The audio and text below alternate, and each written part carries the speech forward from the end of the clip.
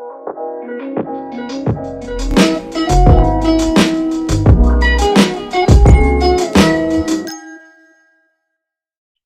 back to Freedom to Learn podcast. My name is Guru Yeleshwarapu, founder and CEO of Silicon Valley for You. For those who are new to this podcast, please subscribe and press the like button. You'll get a bunch of episodes coming your way, and also you can dive into the archive we have. So today we have a very special guest. Um, so he's a friend of mine for decades now, and we go way, way back. So we used to work in Bay Area, and now he's back in India. He's the founder and CEO of Aavenir. So he's going to talk about um, his journey and how he started off with everything he did in India, and then how he ended up in US, and his journey of entrepreneurship. And also he's going to talk about his experiences dealing with the recent generation of people, hiring recent generation of people, and both positives and negatives. So with that, I welcome Jesal. Welcome, Thanks, man. Jesal. Thank you, Guru. Yeah, so why don't you start off talking about your beginnings back in India, and what made you to come to US, and and then just share your experiences, how it was back then, and then and yeah, and then we'll take it from there. Cool. Yeah. So when you mentioned that we go back decades, so you already dated us. Yeah. Well, now let's be specific. It's been 3 decades now. So we've been doing this for a long time. Graduated actually exactly 3 decades back in 1992. Um, Immigrated to US right immediately after that. Worked in Bay Area for 13, 14 years. Um, I think the interesting part of that stint, other than making great friends like you, Guru, I think it's the amazing part was we could see the entire Silicon Valley developed in front of our eyes. We were in Cupertino. You and I both were in Cupertino. Uh, Browser was not even invented. I Yeah. remember seeing Hotmail on the Discovery Channel and getting an email ID for that. Those were the days, and we saw all of that. Apple going down, recovering, and coming up, and becoming $1 trillion company where it is today. We saw all of that in front of our eyes. So it's been an amazing journey living through that on the first hand, right? In 2007, I got a home calling and decided to move back to India. Started as part of that move, I started India operation of my then company where I was working there. Started their India operation, built an entire India operation here in Ahmedabad, not in Bangalore or Hyderabad or Pune. I wanted to be at home, so I said, okay, I'm going to start in Ahmedabad. Started a lot of work in Ahmedabad IT industry because Ahmedabad is not large city, but not known for IT, and not in those days at least. Started building India operation of that company, ran it for 4 years, started doing for another company, a startup at that point, a company called Aptus, grew them from less than $10 million of revenue to exit of little more than $1.5 billion exit, built an 800 people organization in India across Ahmedabad, Pune, and Bangalore. And then 3 years back, 4 years back, I started Aavenir, where we deliver source to pay applications for global customers. Yeah. So as I said before, on a couple of days back, we'll do another podcast if you think your Avenir product and services, if they are, we can talk more about it and then see Sure. if it helps the community. But yes, going back to some of the things you said, yeah, I call it. So jokingly, I say we came to US pre-internet. So it's almost, and you are absolutely right that the whole Silicon Valley how it evolved. And I think we were fortunate to be in the period of I call it best time of the century in early 90s, like having 4 or 5 offers and then 2 3 startups, and just it's software job is just nothing. So and then yeah, and then we have seen both ups and downs, and today here we are with so many things evolved over a period of time. Like now you and I are talking like this. I'm pretty sure you remember we used to have landline. So no maps. Yeah, it was crazy days. Sometimes when you think about it, we lived before Google, right? There's Yeah. nothing to there's no such thing as Google is. So it's so much evolved. And I mean, I know this podcast is all about, I mean, in general about education and the people. So the number of schools back then, um at least when I left in 93, same time as you. There were over 20. I mean, I come from South India, Andhra. Now it's two different states, but Tamil Nadu, Andhra combined back then, we used to have 20 colleges. Now there are about 800 colleges, just engineering, and there is BCA, MCA, BBA. I have no so many degrees now. I heard there is a bachelor's degree in digital marketing, anything. I mean, a lot of stuff. So I don't know how it is in the northern part of India where you are. Just exploded, which is, I don't know if it's good or bad. That's the part I wanted to ask you, because you built a lot of teams back in India. You have a lot of experience hiring people and building teams. Uh, is this a good thing? I also saw the video, a viral video by Jai Shankar, if I'm right, is a foreign minister. He says that the number of IITs, and then IIMs, they tripled almost. And his point is that that's not what we want. We want more vocational type streams rather than yet another bunch of schools. So my question to you is, this explosion of these education institutions, which are kind of creating a lot of graduates or undergrad students, is it helping in any way, or how do you, or did it dilute the education level? I think probably both, Yeah, right? So I think more colleges created a lot more opportunities, right? I mean, in my days, again, we had like 8 colleges in entire Gujarat. yeah. Right. So now I can throw a stone and I can hit 8 colleges, right? So it's very different that. However, you can't be being a IT superpower in the world with 8 colleges in Gujarat and 20 between Andhra and Tamil Nadu. That couldn't Yes. have been possible without this explosion of the technical institutes that opened up in last couple of decades. So there got to be the volume that we cater to. We can't have TCS with 300,000 people unless you really have this kind of opportunity. So one thing granted, yes, we do need right kind of colleges, right number of college, which is what they have. Now, when you have this kind of volume, there's always going to be, at least on the lower end of it, there's going to be some compromise on the quality. Higher end, you never had a compromise in quality. IITs or triple ITs or NITs, what used to be, they're never compromise in quality. You can't go wrong in any of those.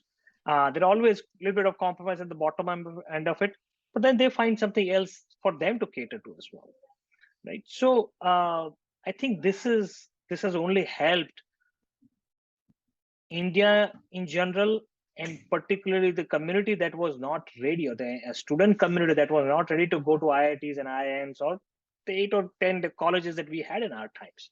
So I think it's very beneficial for India and in world in general.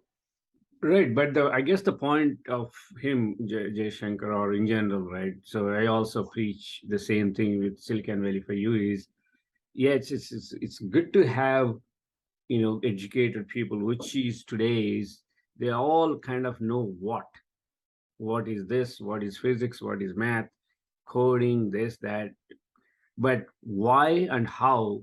is missing significantly. In other words, um, instead of one way to put it is that while you're increasing all these number of institutions all over the world, I mean all over the country, uh, would you change the system of education, or have that whatever it was, and then instead of doubling or tripling these schools, have those schools doing this, the additional schools that you wanted to build, they sort of aid this to bring that real world connection to them, so that they, especially, the interior parts of the um, students from India, they also learned, intangible skills, not only tangible skills. Tangible skills, we all know we are good at it. We work very hard and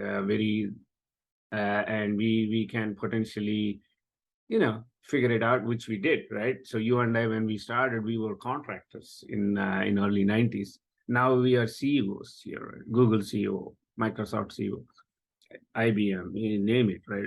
Twitter, yada yada. So there are tons of, so basically we grew from just being a contractor, just a guy who can help you with something, all the way, and then we grew into, business side of things, marketing, and now we are running the show. So point is that a lot of people, that are being let out of by these schools, they lack in the connection. So as a result, there is a huge mismatch between what industry is expecting and what the resources they are able to produce from these schools. So that's the part I want you to talk more about. What's your take on that? And I mean, we all know that it's real, but do you think there is any way to mitigate that? I think the point is well taken. I think are they perfect? No, they're far from perfect. A lot of these education institutes, and some of them are really poor. However, I think things are changing, and I'm associated with a lot of colleges, including the one that I went to way back when. There is the new educators who are coming into the foray now, who graduated in I mean early 2000s of the world, so 10, 15 years of experience under their belt, and they are going back to the academics. They are genuine people. They know, they've seen the world. They are trying to bring what is good in the rest of the world into these colleges. And now, as the alumni like us, we have seen the world and we are going back to these colleges. We are trying to add our part of the value and say, okay, let me see if I can help in really structuring the right curriculum, providing the right internships, and so on and so forth. Right. So, are we there yet? No. We address the volume problem. We haven't addressed the quality problem. I think that's a work in progress that we will get to. But what I used to see I would say 10 years ago, when I moved back 15 years ago, it's substantially different today. I just was on a call with a nephew of mine, like a half an hour back, because of he was appearing for a campus interview, and the way he was talking about blockchain, that I'm so passionate about blockchain and why blocks, and I was asking him why blockchain. He really gets to the T what he actually meant by that, right? And this is not a IIT, this is a regional Right. college as an MCA, right? So that's kind of where this industry is. Right. People are getting there. Couple of universities that I know here, they have taken on some of the US university approach, where there's a common framework, and then students pick and choose the subjects that they like instead of the pre-framed uh, course material that you and I used to go back when, and probably some of the colleges still push you through that. So things are changing, and I think we are going to get there. Yeah. So that, see, here is my take on that. I mean, I also, it's more like a question to you is, so I guess the point is that there is, see, the example you gave, your nephew, right? So the example you gave is like there are one-off cases here and there, like Google is hiring some guy from Madhya Pradesh, this that, there are few cases where a person able to see it and also has this drive and self-start or self-motivated type person is able to get through it. But I'm talking about the spectrum of people, in the middle, not in the top, let's say 5-10%. They'll be fine. They don't need anybody's help. Not, even if there is no college, they would have done okay, I think. And the bottom one, okay, we'll come to that later. But the middle one is where the challenge is, because they have abilities and also is to some degree drive, but they don't have the right exposure. What I mean by that, I'll break it down for you. So if you take any, as you said, right, some of the folks who worked in the industry going back to academia, those are one-off cases, far and few. But the system is, in other words, if I have a college doesn't put out a requirement saying that I want my professor to be a previous uh, industry person, whether it's coding or tech or mechanical or chemical, it doesn't matter. I'm hiring only the guy who did this before. That's not there. I mean, with all due respect, they hire somebody who has done PhDs, postdoctorates, yeah, all that, which is good. But they're good for macadamia, but then they are away from the reality of it. And then there is and they're not able to fill the gap. And then, so I just spoke to one of the guys. He was in Santa Barbara. He just went back a year ago. He works for IIT Madras. So I had similar conversation. He says that exactly same thing. It's not the norm. He's exception. He's the only guy who worked in the industry, and in fact, the funny thing he said was a lot of his colleagues are also frustrated that for the fact that because they're not able to help the cause because they're not getting enough help in whatever the format it can be arranged. So it seems there was a couple of companies tried to work with IIT Madras. They waited, and then they just left because just the pace is different, right? I mean, here we run with certain pace, and those guys, okay, let's look at next year, that kind of. So that's part one, right? Other part is there are a few things where make student learn by doing it. So for instance, we deal with a lot of students from India. I clearly notice that anything we ask them to do has to be part of the curriculum. It has to be covered somewhere by us. So if I say, hey, use this database and put it on the GCP and use, finish the project. Oh, that database you didn't teach us. So I don't think it's their fault. It's just the way they are so used to this framework. And you didn't cover that. Why am I doing that? I don't know how to do that. I keep telling them, you will not be taught everything. There is no such thing. You'll be 100 years by the time you'll be taught everything. And so I guess the point is, though, these are the kind of, so in other words, you need a system. And also the third thing I like to mention is that it has to be a process. So for instance, like somebody like you go and then help them and you do a pep talk or some kind of a boot camp or whatever it is. Even if you do a semester type course, that won't cut it, because the person's mindset has to change and takes time. So you are what you are for the last 20 years. And all of a sudden, one boot camp, you're not going to be completely different, right? So you have to tune your mind towards, okay, now I know this formula, a square plus b square equals c square. What do you do with it? And how do you do it?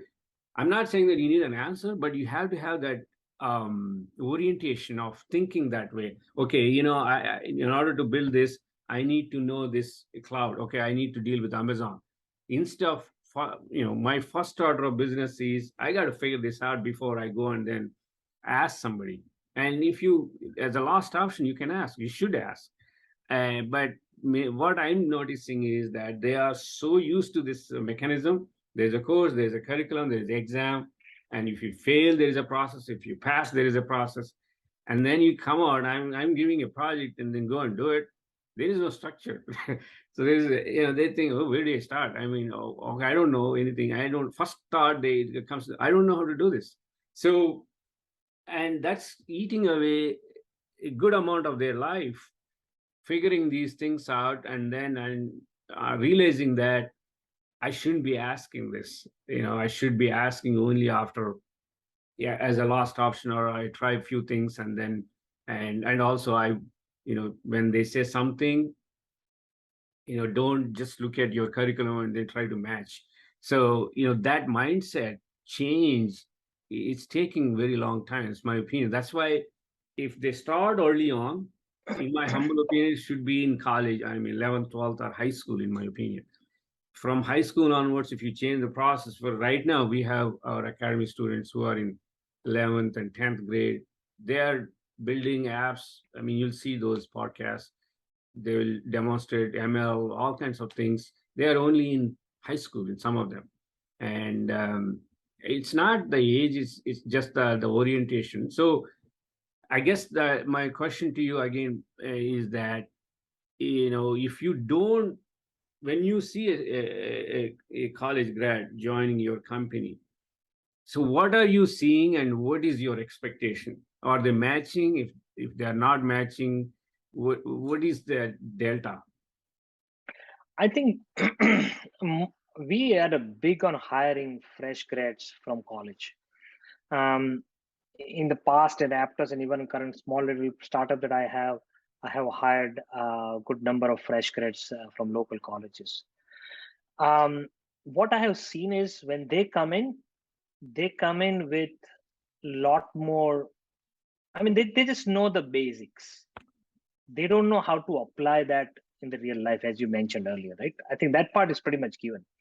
But majority of the time, these guys are so driven, so curious on how these things to be done. The things that you mentioned, and I totally am with you on the fact that they lack on these things, but they make up for those those deficiencies by their utter commitment and hard work. And that's how most of our folks have come up shining, right? I didn't know anything when I came out of college. Probably you didn't either, Yeah. right? We learned on the job, but that curiosity, that their willingness to put up with whatever it is, but learning, I think that's the asset that these guys carry. Yeah. Good colleges teach them on how to be successful as a professional. Not so much as you're a good Java programmer or you are a Python Right. programmer. That's almost insignificant now, Correct. right? So it's about the basics of the technology. I remember when I came here, and my standard question to the fresh grad would be, okay, if you type google.com on your browser, just walk me through how the What data people would packet will happen. go Yeah. and it will come Yeah. back. Just explain me that and you are hired, Yeah. Yeah. right? I did that Um, too. Nobody could answer in those days. Now it's pretty much given. They know these things. Yeah. Now this is obviously very trivial, but even a lot more advanced, they already know that. We have come a long way since then. But I think more so than that, I think even 15 years back and even today, um, these guys come with a lot more uh, enthusiasm and firepower. That youth energy, which actually takes them further distances. Yeah. See, I hear you. So let me give you a small stat. I was talking to one of the best schools, best colleges in Telangana right now. So they have 2,000 students, by the way, in 1 year. Holy moly! So we were 20. Um, and then out of 2,060 people got into these good packages, they call it, and plus good companies and all that. 1,940 people haven't been able to get those opportunities. So my point is that I think, in my opinion, what you are referring to, those guys are who are committed and driven, all that. I think they are in that 60 category, maybe a small percentage just below that Possibly, who didn't possibly. make the cut. That is part one. Other part, my point is, in our days we didn't have choice. So we had a textbook, and a company. So if you want to learn databases, you have to join Oracle. That's it. And otherwise we had a textbook, nothing else. We didn't even have computer at home. right? We had no computer, right? Especially in tandem, there is no you can have computer. So we have to go to office and look at it. And if you want to learn, let's see, networking, you have to join Cisco or a company that uses Cisco routers. That's it, and there is nothing in between, right? So as a result, we lost a good chunk of time, joining this company and trying this and trying that, and then okay, what's working we don't know, what's not working we don't know. So we trial and error, and finally we figured out something. We sort of built our careers in a way. Our careers in the initial stages were determined by the companies. So Tandem brought you there, and they put you on some project, and they put me networking. Out of all, I never studied networking. I didn't have subject in computer science. We didn't have subject networking. They put me on networking. I didn't have guts to say I don't want to do this, because they may ask me to leave, right? So, and I just got into networking without knowing what is packet means, what is Ethernet, nothing. So figured. Point is that if I had a choice, maybe I would have chosen something else, but we weren't given choice because we didn't know, and we didn't have a way to figure out different options. Now, with everything that's happening, you don't really have to wait until you finish your degree, number one, to figure these things out. You have so much in front of you to learn everything. And then second part is, when you start working, you should try to be industry ready. I'm not Mhm. going to say and you are 100% industry ready. At least you are on the path to be industry ready, so that will accelerate. And also when you hire, you can see that guy. The more you tell something, that guy is catching up. Okay, you get a sense that, oh, this guy gets it. So, and so we all know, right? People, unfortunately, they just don't get it. It's not because they have low IQ people. They've never been in those setups before, and you have to be extremely patient. And if some employer is not patient, and they end up leaving and they go somewhere else. And those companies are kind of determining your career, so to speak. So I think that's my observation still till date. I mean, even now, that's my point is that, so everything changed. World has changed around the education system. It seems to me that education system didn't change much. It didn't. It still Not at the pace that the world is changing. Agree. world is changing, and as a result, when they get out, and at least with the current setup, they're a little bit more confused than who we were, more confused than us, because back then we didn't know any better thing to do. So We were whatever, not confused because we didn't have options. we didn't have Maybe options. they have luxury to be confused because they have They options. have too many options, but they have options, but they're not ready for those options. So we didn't have option, so we were not ready. It's all good. So in that sense, kind of worked out for us. But anyway, I guess I kind of lead that to the next question. When you see a entry level guy or girl joins your company, what are the red flags that you can say, oh boy, this is going to be a long journey, or and then or like what, on the contrary, like if you see a certain attitude from the entry level guy, oh, okay, this is going to work out, okay, this is just a matter of time. So what are those, I don't know, sometimes may be hard to quantify, but just No. So I think avoid. that's a very good, it's a very excellent question. So I think in general, so when I do my interviewing techniques class for my team interviewers, right? So I say I look for three things in a candidate: attitude, attitude, and attitude. Man, that's it. I Right? agree with you. I mean, I can train somebody on technology. Technology, you I can't I train them on can't attitude. train somebody on attitude, right? Yeah. Now, how do you really measure? How do you really look for an attitude? Some say it's a subjective call. Yeah, to an extent, to a trained eye, yes. But if you really look at it, there's a process to that. We actually more. So when we go through this fresh hire interviews, for example, it's like morning to evening, there's a whole lot of interviews that happens. There are multiple rounds, right? So you do the technical, written test, and then there's group discussions, and then the personal technical interview, then HR interview, and then they finally come to me for the final round of interview.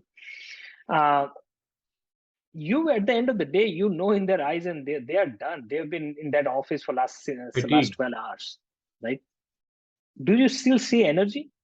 Do you still see that zeal that they came with?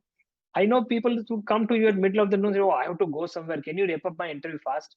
That tells you about their attitude towards what they are going after, right? Now, so that's one aspect of that. The other aspect, I think more so than red flags, what I look for in the candidates is their way of articulation, not the language. Yeah. The local language. There are a lot of these Andhra to an extent, Gujarat. They're heavy local language influence there, which is okay. Nothing wrong with that. Nothing wrong with it. As long as you can articulate your thoughts. In my mind, communication has 3 steps to this. One is organization of your thoughts. If your thoughts are organized, you can always communicate well, no matter which language, right? So organization of thought, articulation of that thought, and then the communication of the language, right? Language comes third. The first 2 parts are in the head. If a candidate is able to articulate, and articulation is not about technical stuff. Correct. What did you do since morning? Right. How is the weather outside? Can you articulate it well? Right? Just that articulation, because once you get there, a lot of other things can fall in place automatically. Then you know who to go for help. How do you ask for help? If somebody asks for it, how do you respond to that? Because that's all part of articulation and coming with the communication. So that's one thing in fresh grad that I look for. So attitude is another. And then lastly, from a technology standpoint, we look for the basics. We don't look for any top technology stuff. Very simple basics. Do you know the basic data structures? Do you know the basic? We used to have that Hacker Earth or something that you can go and take the test and all of that. Not Hacker Earth. There's a website. You can go and take some test on that, and they automatically grade those tests and stuff. Our CTO say, you know what? I don't need any of this. Let them write the program on a piece of paper in just one piece. I can gauge that from that person, 1 page or half a page of program. We just need that. And it's not about, can you do a sorting algorithm or something? Nobody cares about you remembering sorting algorithm. All those algorithms are there in the Google. Why do I really need you to memorize that? That's not the point. But if I give you something, an algorithm, can you really code it efficiently? And if you can't code, that's fine too. But if I this is something wrong here. Do you know what you could have done better? And you might not even know the answer to that, but how you are thinking, how you're approaching in solving that problem, that tells me a lot than actual code that you have written. So this kind of the 3 things I look for: attitude, the communication, articulation in general, and the basics of technology. I couldn't agree more with both the points you made. I'll tell you. So basically what we do at Silicon Valley for You is that's something, again, with all due respect, our schools and colleges don't allow anywhere in the world, not just India, is, see, I want every mentee, you are a student, but I want student to be a mentor while you're being mentored by someone else. It's a continuous learning, we call it. You have to be mentored, you have to be mentee. So what does that mentorship do is the one you just mentioned, the fundamentals of data structures, fundamentals of simple code, clean code, or just able to comprehend a logic and write. It doesn't have to compile. It's okay. In the sense you can get it compiled. You're absolutely right. All these pieces are already in the Google. Can you take that piece of code and put them together and solve a problem for me? If you can, for most part, I'm okay, unless you are into one of those things, trying to solve PhD type things. That's a different category. That's why we make these guys do mentorship, because it solves two purposes. One is you get back to the fundamentals. You have to prepare yourself, make sure that you can answer them a real world. If something is not working, you got to troubleshoot and make it work. That's number one. Number two is it humbles you. The attitude part you mentioned, with all due respect, if some kid is doing fairly well in the education system, A plus all the way, and it can get to you as a young human being. It's nature of that, and psychology is that, hey, I'm doing well. Because everybody's praising you, right? One of the top students, and it can get to your head and say, okay, you know what? I don't know how to do this. I don't know how to do that. I'm a data scientist. I'm not going to build websites, all that. So that attitude, I mean, it's not in a good way, but um, so that to humble. So if I put you in front of a customer, you have this guy. If that guy comes and tells me that he doesn't know what you're talking about, I don't care what you're A plus plus, or blah blah, or PhD, it doesn't matter. So in other words, your services have to be appreciated. If nobody appreciates what you do, you don't have a job. End of story. So that's the second part that kind of humbles them if they are in the wrong mindset. And the guys who are like not, they think that they're not doing well, for whatever reasons, right? Not everybody's set out for the education system, right? By mentoring, their confidence will go up. Maybe they are good at doing these things which were never being tested. There is no score. Unfortunately, they don't get grades for these. And once as you develop, and then your confidence will go up, and you do better at academics too. So that's a lot.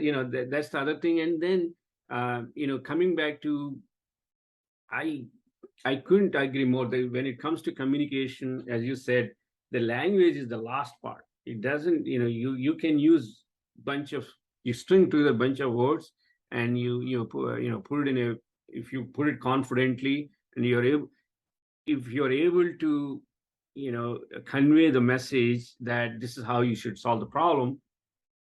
I mean, the articulation automatically happens because you have a strong command on the subject, which helps, in my opinion, 50%. And then the rest of the 50% is just follows through. Because the reason I'm emphasizing on that is many times, including myself, I come from, countryside of, I didn't study in English medium. So we all, people have this mindset that, oh, I don't know English, so I can't be a good communicator. I don't think that's entirely true. I mean, you know enough English to communicate, first of all, and you're as good as anybody when it comes to simple English.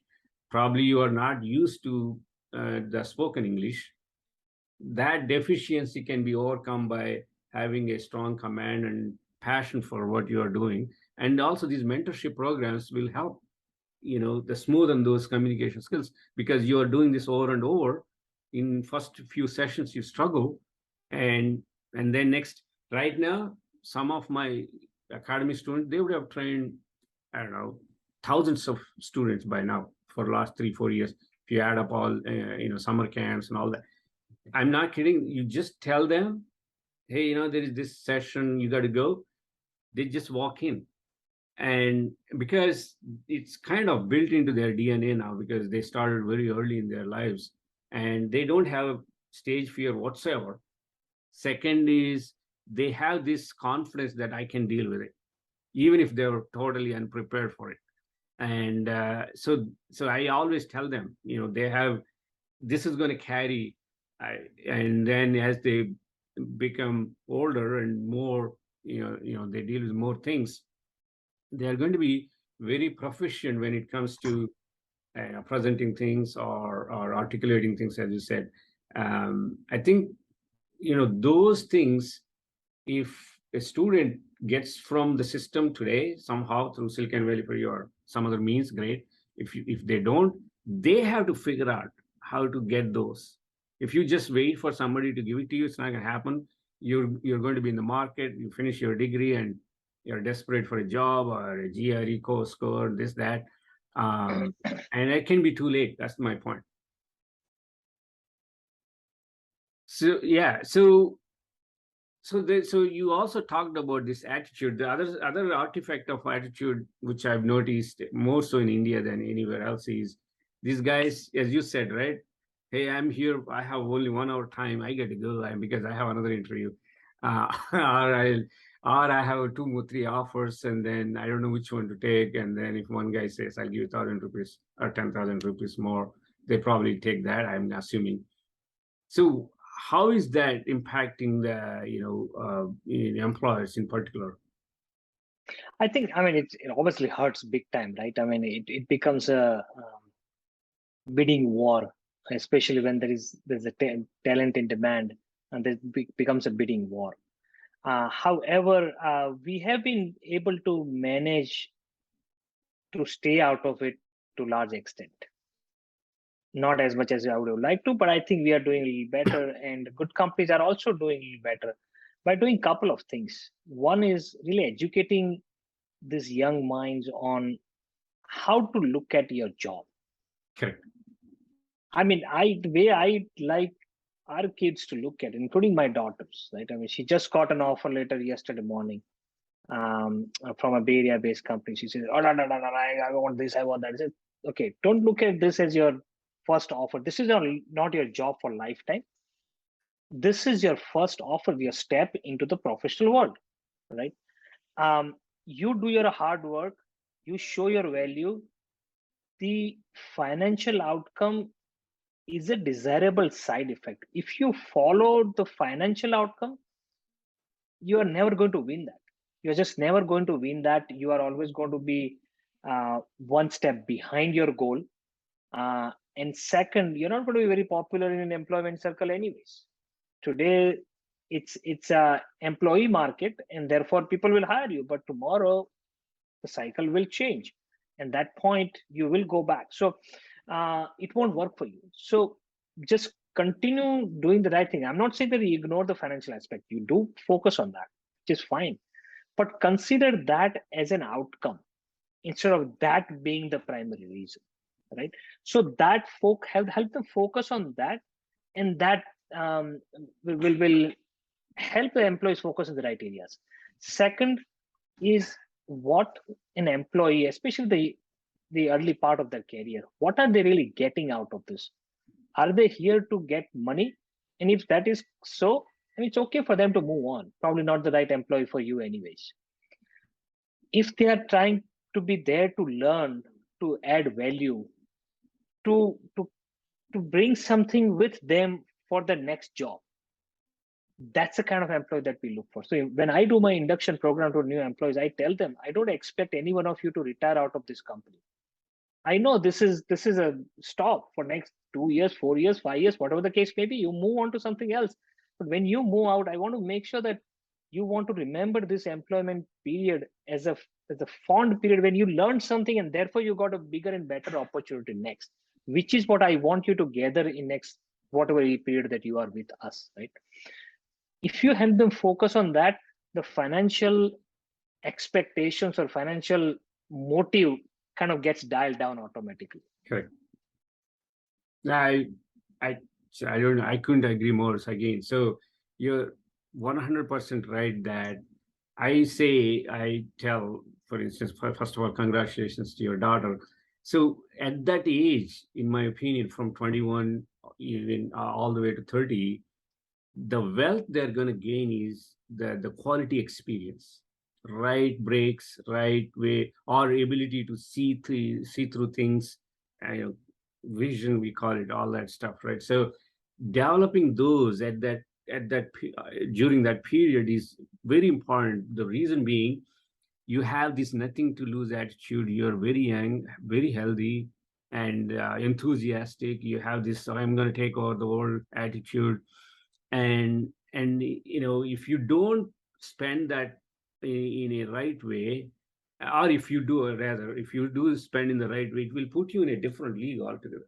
You can be here, and then your trajectory is completely that's what you're saying. When they finish working from your company to move on, you want them to have a different trajectory rather than a flat, or hope not going this way, or in some case, it's a little bit above what's expected, right? So So so that period of time, if they focus on wrong things, without, for the lack of better term, I mean, yes, you, as you said, obviously salary is 100% important, but if that's the derivative of the work you do, or services you, or the quality of work you put in, and if that is your goal and you start working backwards, and in other words, if Amazon says, I'll give you extra 10,000, do this not so good high quality work, and most probably people choose to do that, and then you are going to be in the long run,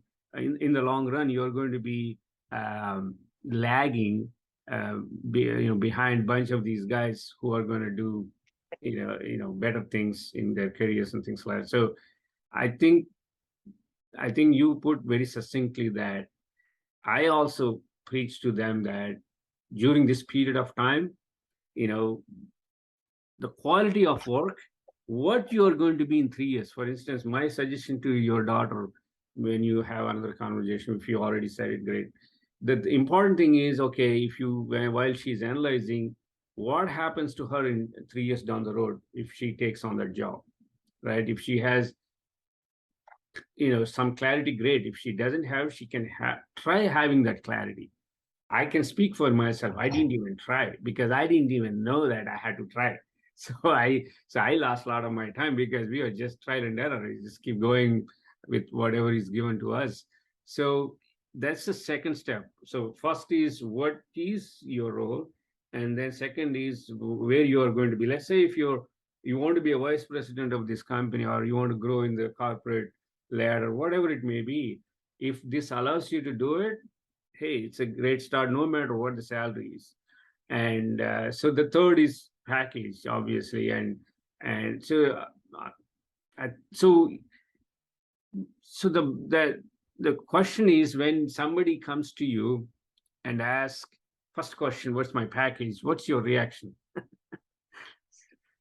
I heard that. That's why. Yeah. I mean, fortunately, I don't have to answer them anymore. It's usually HR takes care of Right, right, most of right, those right, questions for right, me. right. However, your point is very well taken. I think what we try to emphasize on is what I call it, that I don't offer you salary. I offer you lifestyle package, Correct. right? And that includes just the salary, the stock options as benefits, but more importantly, opportunity to learn more and more. Yeah. See, what happens is, especially the young, fresh grads, it's not that they need money or they need so much money right away. Right. It's about they are equating the package to the how they're being perceived value for that organization. Oh, somebody giving me 15 lakhs and somebody other company is giving me 16 lakh. I think I am being perceived higher in this other company. Correct. So they use this money as a proxy for their valuation between two different companies. What is being missed out on the role, the type of the company, the future goal, for example, in a 15 lakh company, package company may give you direct access to the CEO, may give you an access to working on the role that you might not be able to get in a 16 lakh package company, Correct. right? So consider that as a value. What's a value that you are talking about? So if we really help these young folks focus on these right areas, more often than not, you seem to really get success with that. I'm not saying that everybody's going to fall in line, but a lot of them do. No, I agree. You hit right on. So I guess they are using that as a metric, saying that, oh, okay, so, these guys are paying extra money because they think I'm more valuable. And also the other part is the peer pressure, right? My roommate got a package, Yeah, and sure, sure. so there is that, and so I think they are just kind of getting detoured from what needs to be done. I mean, there are always luck cases where they end up doing this because they didn't get the other offer, and it pays off well for them.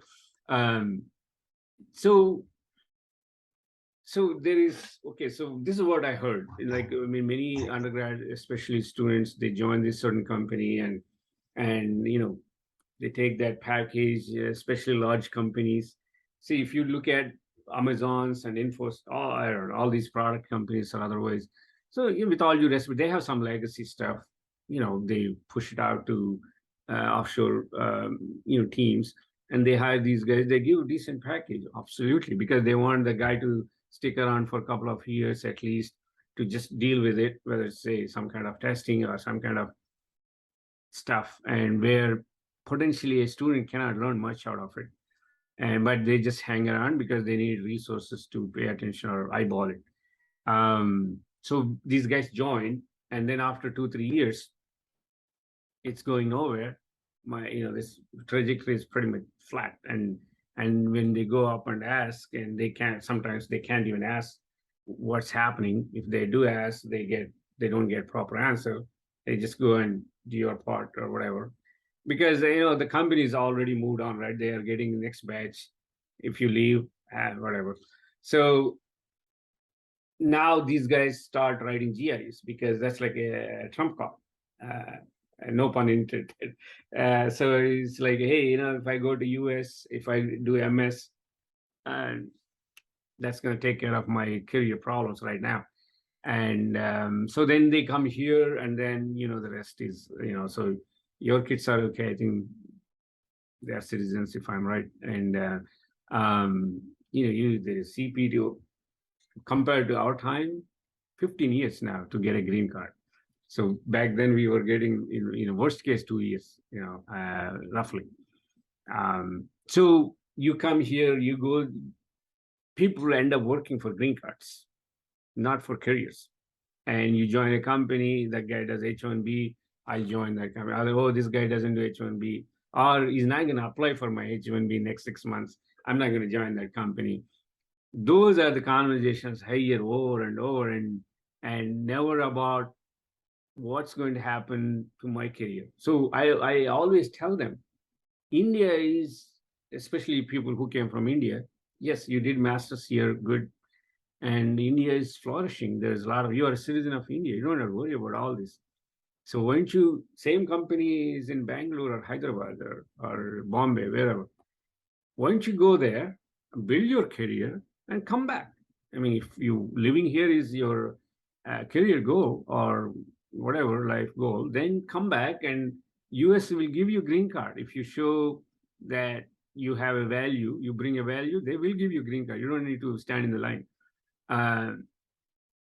But unfortunately, it doesn't, get into their ears at all, including my own relatives.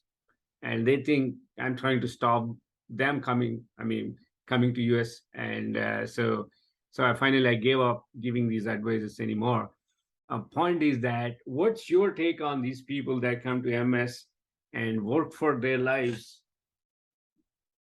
just trying to get the green card? Well, yeah, I mean, the way you put it probably definitely doesn't sound good. However, I like for these people to come to states and get exposure, right? It is good if you can afford it, if you can do it. It's a great exposure. I mean, we all learned as part of being other part of the world and learned something part of that, right? So purely from an exposure standpoint, the kind of education, all the things that we talked about, the educational true learning that you are going to get, it's tremendous. There's no doubt. Is if you can afford it, if you score well and score well in GRE, good credentials, yeah, you should do that. Should you work for green card? I think that's a bigger question. Study part, exposure, I think it's probably not even, it's not up for debate either. Yeah. Right. It's about, should you work for green card? Probably not. You are right. I think you put it very nicely, saying that you end up working for green card instead of working for your career, which is true. And I've seen enough people doing that. And that's the right approach that you articulated. Just go back to India, get a little more experience, ask that company to move you back here, and that's, you're going to be in much better position to do that. So yeah, I think I'm with you on that one. Yeah, I know. The reason I'm posing that question to you is, you understand both sides, right? Because you were there in US when things were way, way simpler in terms of immigration. And it's crazily complex now. There are a lot of employers, including myself, just completely backed away from this whole immigration stuff. altogether. I know tons of companies, even the product companies in San Jose, they're saying, I don't want to deal with this anymore. I mean, one of my guys, he came from Bombay. That guy, he was on OPT, he worked for Silicon Valley for you. And so through us, he worked at Verizon because we had a project with Verizon. He was at Verizon 2 times or 3 times. He didn't get picked up in lottery. Holy, I mean, so then he joined again San Jose State in masters just to be in the country. And now he got CPT or whatever. Then using that, he joined a company in Mountain View somewhere. And he just hung around. Now I think they started applying for H1 or something. Look at now. So this was almost 7 years ago. This journey started of immigration. And now he's at a point where I think they just applied for H1B and he's literally waiting.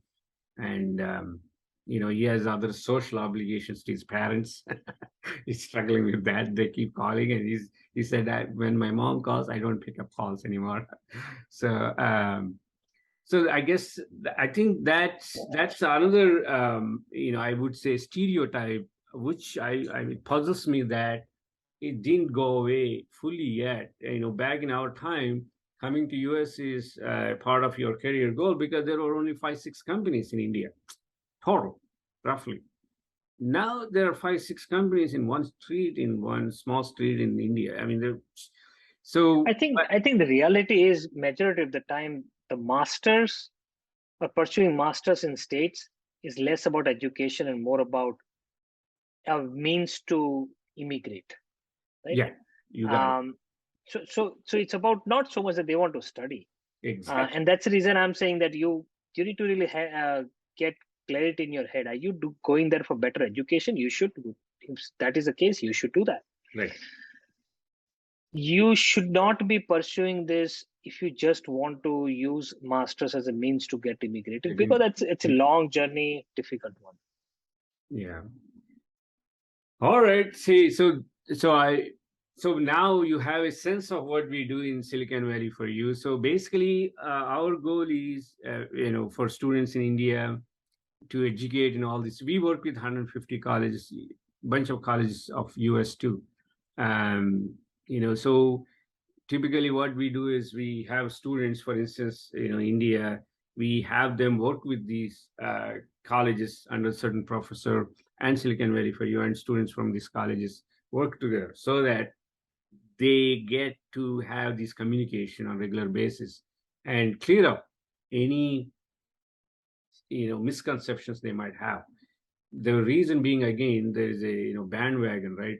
Somebody from his family or some guy from his senior or somebody came to US, and then he says, I joined this, I joined that, I joined this company, my life is great.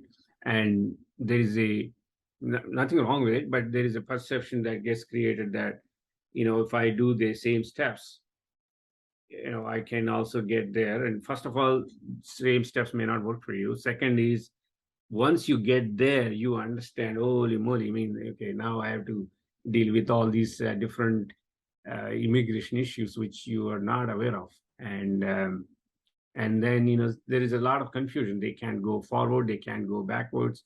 Very, very, very few people that can have the conviction to say, I'm here for a higher education. My job is done. I'm going to go back and I'm going to build my career.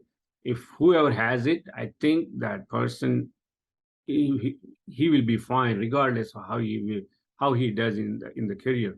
And in my opinion, because at least he has the clarity. This is what I want to do. The problems start when you don't know what you want to do, right? We all know that. That is where this puts this whole immigration thing puts these guys in a limbo state of you can't go back and you can't go forward, and then you just stay, and then, okay, I'm going to go to sleep tonight and let's see tomorrow what happens, and just keep plugging in for decades. So in other words, what I'm trying to say is that we are trying to educate them so that they make informative decisions, and hey, if this is what you want to choose and go through this process, this can be one of the options, but make sure that you are aware of it. And also, we are trying to kind of Silicon Valley for you is like a plug, a glue between education institutions and the industry, because we are learning on both sides across the globe.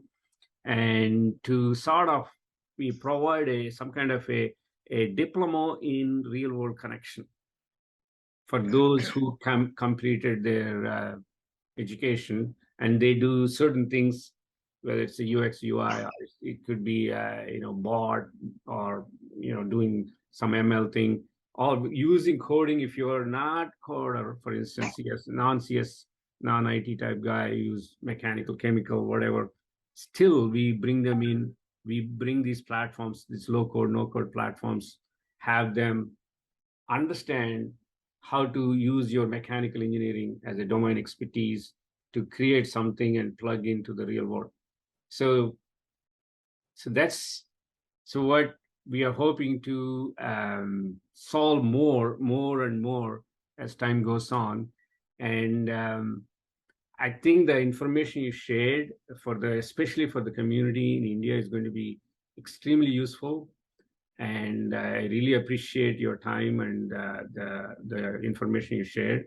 As I said before, one more time, we can do another one where you can just focus on, some of your Aavenir products, and maybe some technical details, some use cases, and also the target markets, and what problem you're trying to solve, and so that can be educational for the youth. At the same time, maybe it's something they can, if it is out there. I don't know if it is for consumer market or for B2B, whatever it is. So yeah, love to do that again. Thank you very much for your time and opportunity here. Yeah, thanks, and we'll see you very soon. Absolutely. Thank you, man.